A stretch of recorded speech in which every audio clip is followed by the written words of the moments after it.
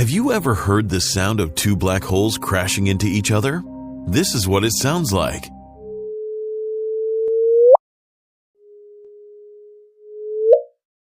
When two black holes are locked in a binary system, they get closer and closer because of the energy lost due to gravitational waves.